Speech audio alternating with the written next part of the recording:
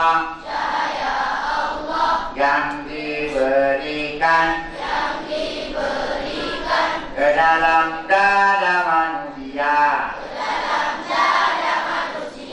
dengan ilmu itu kita tahu mana yang manfaat mana yang mudarat mana yang taat mana yang maksiat mana taat mana maksiat mana yang baik mana yang jahat mana yang baik mana yang jahat mana yang baik mana yang jahat mana yang dunia mana yang akhirat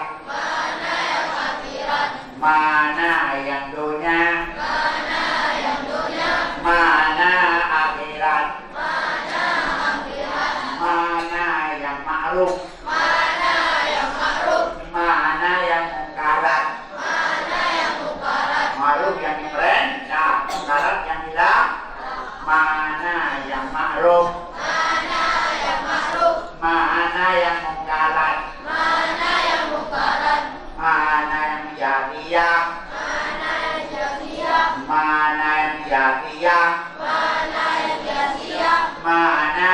ibadat mana yang sia-sia mana ibadah dengan kami tidak tahu mana yang racun mana jadi obat dengan apa kita tahu ini racun ini obat mana yang sakit mana yang sehat ya apa kita tahu ilmu dengan ilmu alas nah ilmu apa itu nanti jadi ilmu kedokteran